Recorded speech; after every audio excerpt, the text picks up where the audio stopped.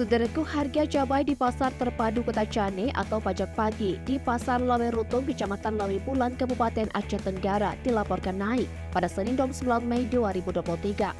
Harga cabai merah sebelumnya hanya Rp15.000 per kilogram, naik menjadi Rp20.000 per kilogram.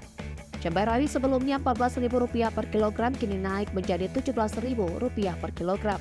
Cabai hijau sebelumnya hanya Rp10.000 per kilogram, kini naik menjadi Rp12.000 per kilogram. Salah seorang pedagang, Saniah, mengatakan, bumbu dapur mulai merangkak naik sejak sepekan ini. Kenaikan harga cabai bervariasi mulai dari Rp2.000 per kilogram hingga Rp5.000 per kilogram. Menurutnya, saat ini pembeli di pasar sepi, kemungkinan karena faktor perekonomian masyarakat tidak stabil, sehingga masyarakat berbelanja kebutuhan bumbu dapur mengirit pengeluaran belanja harian di Pasar Terpadu Kota Cane tersebut. Hal senada juga disampaikan oleh Murniati, selaku pedagang sayur mayur di daerah tersebut. Dari Aceh Tenggara, Asnawi Lui, Tribun Gayo.